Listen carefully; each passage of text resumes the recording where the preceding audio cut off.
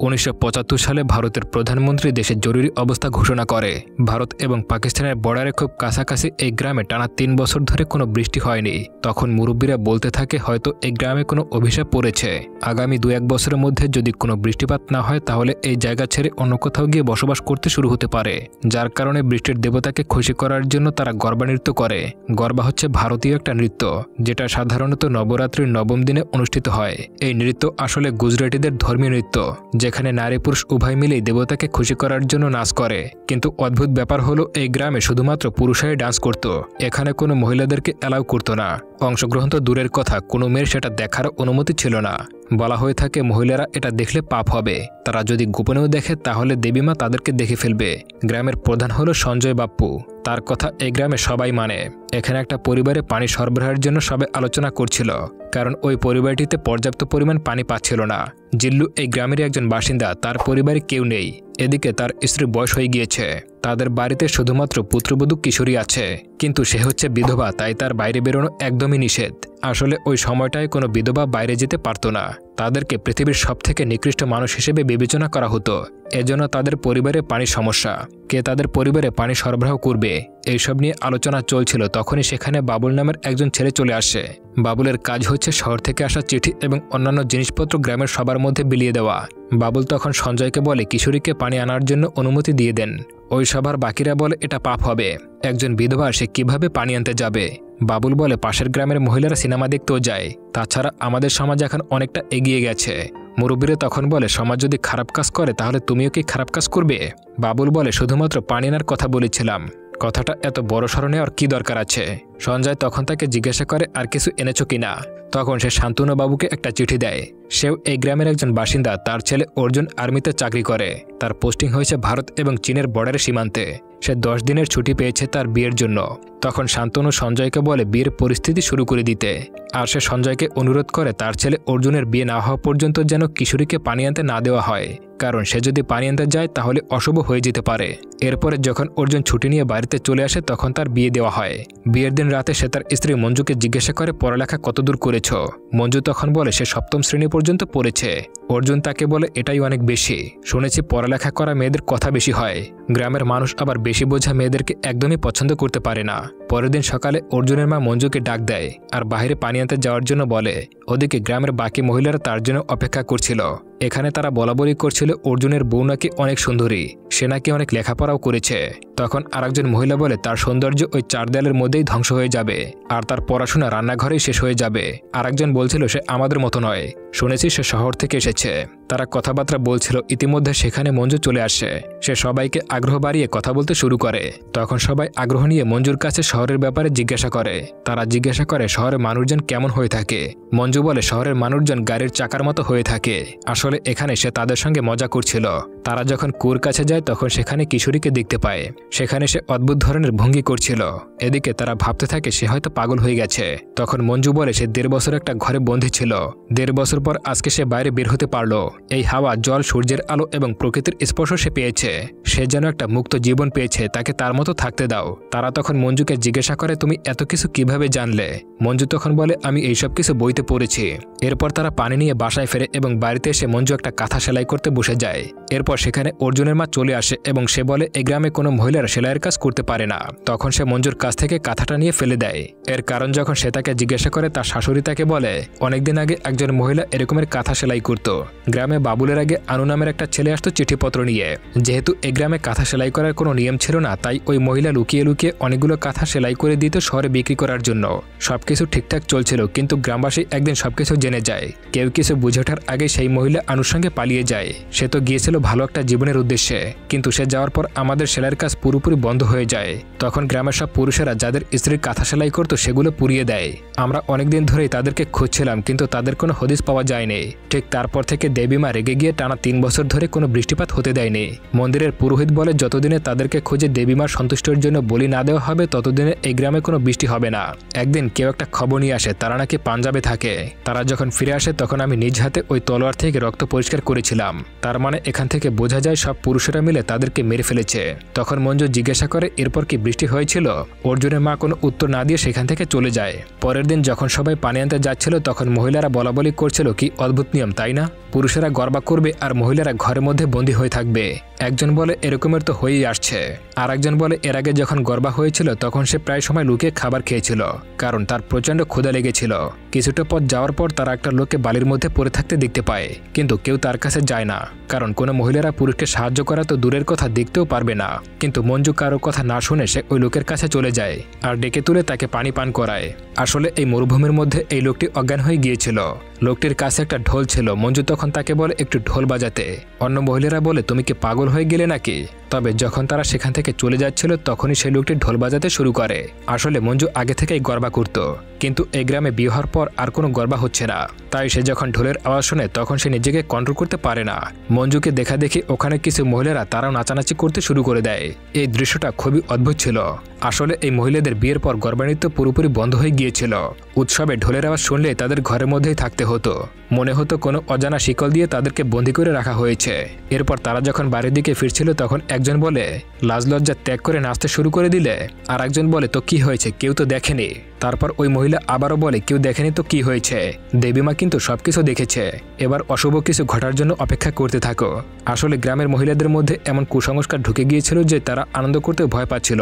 এইটুকু আনন্দ নিলে নাকি সবার মধ্যে অশুভ কিছু ঘটতে পারে। তাদের মধ্যে অশুভ কিছুর ভয়ের কারণে তারা তখন বাড়ির মানুষদেরকে পরীক্ষা করতে শুরু করে যে আসলে কারো কোনো ক্ষতি হলো কিনা। যখন তারা দেখতে পায় তেমন কোনো অশুভ ঘটেনি তখন তারা খুবই খুশি হয়ে যায়।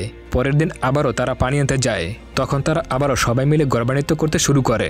এবার সবাই হাসি খুশি মনে ডান্স করছিল, কারণ তাদের সঙ্গে অশুভ কিছু ঘটেনি। নাচ শেষ হওয়ার পর সবাই ওই লোকের সঙ্গে কথা বলে এবং তাকে জিজ্ঞাসা করে তার নাম কি আর তার কোনো পরিবার আছে কিনা।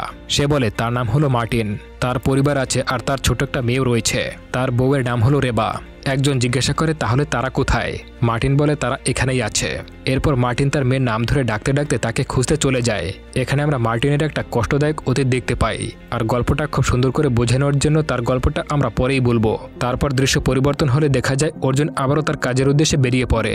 ইতিমধ্যে তার 10 দিনের ছুটি শেষ হয়ে গেছে। পরের দিন সকালে আম্মার নামের একজন মহিলাকে ডাকা হয় যে গ্রামের মহিলাদেরকে বাচ্চা প্রসব করাতো। গ্রামের বাকি মহিলারা ঘরের বাইরেই তখন অপেক্ষা করতে থাকে। আমার বাইরে এসে বলতে থাকে মেয়ে হয়েছে, কিন্তু ক্ষণজন্মা ছিল তাই বাঁচাতে পারিনি। এরপর মহিলারা আবারও জলান্তে চলে যায়। সবার মনে তখন শোকের ছায়া চলছিল। এদিকে ওই ঢোলবাদক মহিলারা আসছে দেখে ঢোল নিয়ে রেডি হয়ে যায়, কিন্তু সেদিন তারা আর সেখানে দাঁড়ায় না। এরপর তারা যখন পানি সংগ্রহ করছিল তখন সবাই মঞ্জুকে দোষারোপ করতে শুরু করে। সবাই তখন এটাই বলতে থাকে আমাদের পাপের কারণে একটা নিরপরাধ বাচ্চা মারা গেল। তাছাড়া এটা কোনো শহর নয়, এটা হচ্ছে গ্রাম। আমাদের পাপ কেউ দেখুক বা না দেখুক দেবীমা ঠিকই দেখেছে। মঞ্জু তখন বলে তুমি শহর আর গ্রাম আলাদা করতে কেন চাইছো? তোমরা কি বলতে চাইছো এই ছোট্ট বাচ্চাটিকে আমি শাস্তি দিয়েছি? আর তোমরা তো সেটাই মনে করছো। অন্য মেয়েটি তখন বলে আমাদের আনন্দ করার কোনো অনুমতি নেই, আর এই নিয়ম ভঙ্গ করেছি আমরা। মঞ্জু আবারও বলে একটা বাচ্চার জন্ম নেওয়ার আগে কেন আমাদের করা পাপের শাস্তি তাকে ভোগ করতে হবে? আর যে বাচ্চাটা মারা গিয়েছে তার মা তো কখনো গর্বা করেনি। এরপর তারা সবাই মিলে ওই মেয়েটির বাড়িতে চলে যায় তাকে সান্ত্বনা দেওয়ার জন্য। সেখানে রাধা বলে তোমার মেয়ে অন্য কারো পাপের জন্য মারা যায়নি। তখন মঞ্জু বলে আমি তোমাকে পুরো বিষয়টা খুলে বলছি। আমরা পানি আনতে যাওয়ার সময় একজন তৃষ্ণার্ত লোককে দেখতে পেয়েছি, আর সে যেহেতু মারাই যাচ্ছিল তাই তাকে আমরা সাহায্য করেছিলাম। ওই দিন থেকে সে আমাদের সামনে ঢোল বাজাতো আর আমরা গর্বা করতাম। আর এই রাধা ভাবছে আমাদের গর্বা করার পাপের শাস্তি তোমার মেয়ে পেয়েছে। যদি তুমি ওটা মনে করো তাহলে আমি তোমার সামনে দাঁড়িয়ে আছি, তুমি যা শাস্তি দেবে তাই আমি মাথা পেতে নেব। তখন ওই মেয়েটি বলে যে লোকটির জন্য আমার বাচ্চা মারা গেছে সে বাইরে বসে আছে। আমি তাকে বারবার মানা করেছি যে এই সময়কালে আমাকে না মারতে। গতকালেও সে আমাকে মারধর করেছে। যখন আমি ব্যথায় খুব কাতরাচ্ছিলাম তখন সে বাইরে বসে হুক্কা টানছিল। তুমি কোনো পাপ করোনি। সকল পাপের আসলে শাস্তি হয় না। যদি সেরকমের একটা শাস্তি হতো তাহলে পৃথিবীতে এত পাপী পুরুষ থাকতো না। আমি যখন সুস্থ হয়ে যাব তখন আমিও তোমাদের সঙ্গে আসবো গর্বা করতে। পরবর্তী সিনে দেখা যায় এক মহিলা তার ছোট্ট মেয়েটিকে নিয়ে পানি আনতে চলে যায়, আর সেখানে গিয়ে তারা একত্রে গর্বা করতে শুরু করে। এরপরে মঞ্জু সে বাচ্চা মেয়েটিকে বলে বাড়ির পুরুষদের যেন এসব না বলে। হঠাৎ করে সবাই লক্ষ্য করে বাবুল দূর থেকে তাদের সবাইকে দেখে ফেলেছে। তখন তারা বলাবলি করে এই গ্রামের মানুষগুলো সত্যি এবার আমাদেরকে মেরে ফেলবে। ওই লোকটি তখন তার ঢোল নিয়ে এখান থেকে চলে যেতেই লাগে। তখন মঞ্জু পেছন থেকে ডাক দিয়ে বলে আরে তুমি কোথায় যাচ্ছ? যতক্ষণ আমরা তোমার ঢোল শুনেছি ততক্ষণই আমরা গর্বা করেছিলাম। এই জীবন আমাদের কি দরকার যেখানে শুধুমাত্র বাতাসের শব্দ আর ঘরের আলো সঙ্গী? আমরা তোমার সুরের তালে জীবনটা ফিরে পেয়েছিলাম। এখন আমরা মৃত্যুর ভয় নিয়ে বেঁচে থাকতে পারবো না। তখন রাধা বলে আমরা তোমার মতো সাহসী নই। আর একজন বলে এখন আর কিছুই করার নেই, যেটা হওয়ার হয়ে গেছে। এখন পুরোটাই তার উপরে। সে যদি চায় গ্রামের সবাইকে গিয়ে বলে দিতে পারে। তবে তার আগে আমরা সবাই একটু হেসে নেই, কারণ এই বাচ্চা মেয়েটিকে কখনো হাসতে দেখিনি। পরের দিনে আবারও সবাই মিলে জল আনতে চলে যায়। তখন মঞ্জু কিশোরীকে জিজ্ঞাসা করে, আমরা যখন ডান্স করি তখন তুমি অন্যদিকে ফিরে চোখ বন্ধ করে থাকো কেন? কিশোরী তখন বলে, আমি দেবী মায়ের কাছে প্রার্থনা করি এই নৃত্যের ফলে যদি কোনো পাপ হয় সেটা যেন অন্য কাউকে না দেওয়া হয়, সেটা যেন আমার উপরে এসে পড়ে। দৃশ্য পরিবর্তন হলে দেখা যায় এখানে বালির ঝড় উঠতে শুরু করেছে। আসলে এরকমের মরুভূমি এলাকায় মাঝে মধ্যেই বালির ঝড় হতো। প্রতিদিনকারের মতো সব মহিলারা পানি আনতে চলে যায়, কিন্তু আজকে তারা সেই মার্টিনকে খুঁজে পায় না। তখন তারা তার মেয়ে নাম ধরে ডাকতে থাকে কিন্তু কোথাও দেখতে পায় না। কিছুক্ষণ পর তারা মার্টিনকে খুঁজে পায়। মার্টিনকে জিজ্ঞাসা করা হয় সে কোথায় যাচ্ছে। মার্টিন তখন বলে, আমরা এখানে থাকতে পারবো না। তার ওয়াইফ এবং তার মেয়ে গতকালে বালির ঝড়ের জন্য অনেক সমস্যায় পড়েছে, আর কতকাল আমরা এইভাবে মরুভূমির মধ্যে পড়ে থাকবো। তোমরা যখন আসো তখনই আমরা সঙ্গ পাই। তাছাড়া এখানে তুমি যেমনটা বলেছিলে বাতাস ছাড়া আর কিছুই নেই। আমাকে একটা গ্রাম খুঁজে আশ্রয় নিতে হবে। এরপর মহিলারা তাদের গ্রামে যাওয়ার জন্য তাকে অফার দেয়। তারা বলে, কয়দিন পরে আমাদের গ্রামে উৎসব আছে, আর এই উৎসবের জন্য তাদের একজন বাদক লাগবে। তাই সে যদি গিয়ে গ্রামের পুরুষদেরকে বলে তাহলে তার থাকার একটা ব্যবস্থা হয়ে যাবে। কিছু মহিলারা তখন বলে, তাহলে এরপর থেকে আমরা আবারও সেই পূর্বের জীবনে ফিরে যাব। তখন অন্য কেউ বলে, যদিও আমাদের শরীরটা নাচবে না কিন্তু মনটা ঠিকই নেচে উঠবে। মঞ্জু তখন বলে, তোমার মেয়ে কি নাচতে জানে? মার্টিন বলে, হ্যাঁ, একবার নিচে ছিল। যদি তুমি তাকে দেখতে তাহলে চোখ সরাতে পারতে না, ঠিক বজ্রপাতের মতো। বজ্রপাত যখন পড়ে তখন কয়েক সেকেন্ডের জন্য আলো জ্বলজ্বল হয়ে যায়, আবার যখন চলে যায় অন্ধকার নেমে আসে। পরবর্তী দৃশ্যে আমাদেরকে মার্টিনের অতীত দেখানো হয়। মার্টিন একটা গ্রামে এসে ঢোল বাজায়, যাতে খুশি হয়ে তাকে গ্রাম থেকে চাল দেওয়া হয়। আর সেই আগুনের মধ্যে নারকেল থাকে, যেটা আগুন নিভে যাওয়ার পর তাদেরকে খেতে হয়। আসলে এটাই নিয়ম ছিল। এখানে গরিবদেরকে অনেক নিচু হিসেবে গণ্য করা হতো, তাই তাদের থেকে সবাই দূরে থাকতো। সেখান থেকে সবাই চলে যাওয়ার পর মার্টিন সেখানে বসে আগুন নিভে যাওয়ার জন্য অপেক্ষা করছিল। কিছুক্ষণ পর তার মেয়ে এবং তার ওয়াইফ সেখানে চলে আসে। মেয়েটি তখন বাবাকে বলে সে গর্বা করবে ঢোল বাজাতে বলে, যার বিনিময়ে সে বাবাকে একটা পুতুল দেয়। কিন্তু মার্টিন তখন বলে তারা অপবিত্র, সেই কারণে তাদেরকে গর্বা করা উচিত নয়। মেয়েটি যখন জোর করতে থাকে তখন মার্টিন ঢোল বাজায়। সে তখন হাত দিয়ে ঢোল বাজায় যাতে জোরে শব্দ না আসে, আর তার ছোট্ট মেয়েটা সেই তালে তালে গর্বান্বিত করতে শুরু করে। কিন্তু এই আনন্দ বেশিক্ষণ ছিল না। গ্রাম থেকে একজন মানুষ আসছিল তার জমি দেখতে।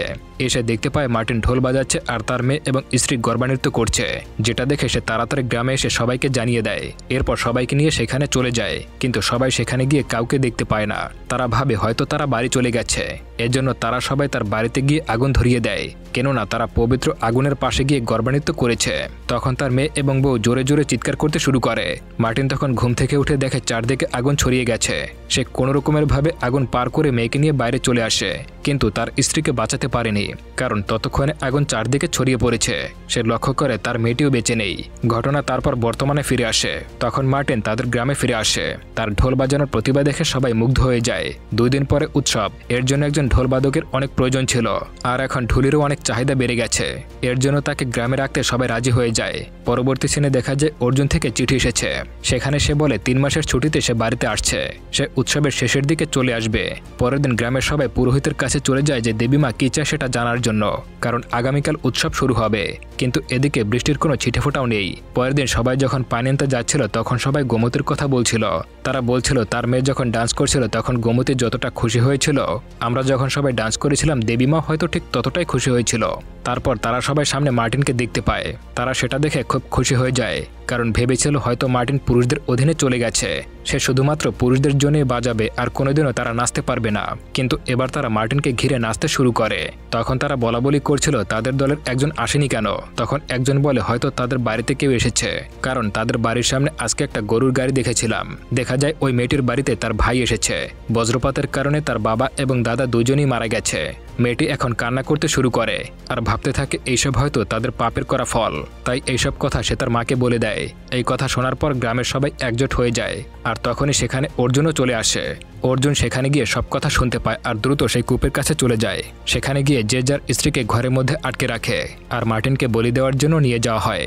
যখন একজন তাকে মারতেই যাবে তখন গ্রাম প্রধান সঞ্জয়বাবু তাকে বলে রাতে উৎসবের শেষে দেবী মায়ের সামনে তাকে বলি দেওয়া হবে, তাহলে হয়তো বৃষ্টি হতে পারে। মার্টিনকে সেখানে বেঁধে রাখা হয়। সেখানে বসে সেই সব মহিলাদের আওয়াজ শুনতে পাচ্ছিল যারা তার ঢোলের আওয়াজে নাচত।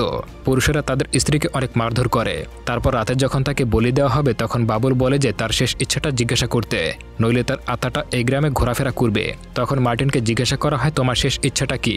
মার্টিন বলে, আমাকে যেন জীবন্ত পোড়ানো হয়, আর তার আগে আমি শেষবারের মতো ঢোলটা বাজাতে চাই। আমার চোখের জল না পড়া পর্যন্ত আমি বাজিয়ে যাব। যখন চোখ থেকে জল পড়বে তখন যেন আমাকে মেরে ফেলা হয়। গ্রামের সবাই তার ইচ্ছাটা রাখে। সে ঢোল কাঁধে নিয়ে বাজাতে শুরু করে। সে যখনই ঢোল বাজাতে শুরু করে তখনই ঘরের ভেতর থেকে মঞ্জু বাইরে বেরিয়ে আসে। আর ঠিক তখনই বৃষ্টি শুরু হয়ে যায়। অর্জুন মঞ্জুকে ঘরের ভেতরে যেতে বলে, কিন্তু সঞ্জয়বাবু তাকে আটকে দেয়। এরপর মঞ্জু তালে তালে নাচতে শুরু করে। মঞ্জুকে নাচতে দেখে গ্রামের সব মহিলারা বাইরে বেরিয়ে আসে এবং নাচতে শুরু করে। এই প্রথম তারা গ্রামের মধ্যে গরবা করছে। তখন সঞ্জয়বাবু বুঝতে পারে দেবী হয়তো আজকে খুশি হয়েছে। এভাবে গ্রামের প্রত্যেকটা নারীর সঙ্গে সঙ্গে গ্রামবাসীও সবাই খুশি হয়ে যায়। এরকমের একটা সুন্দর দৃশ্যের মধ্যে এই মুভিটা শেষ হয়ে যায়। তো বন্ধুরা, বরাবর মতো কেমন লেগেছে বলতে পারেন। আর আপনাদের যদি কোনো রিকমেন্ডেশন মুভি থাকে তা অবশ্যই কমেন্ট করে জানাবেন। আমি সেগুলোকে লিস্ট করে রাখবো। তারপর সময় সুযোগ মতো আমি সেগুলোকে এক্সপ্লেন করে দেব। এতক্ষণ ধৈর্য সহকারে দেখার জন্য ধন্যবাদ।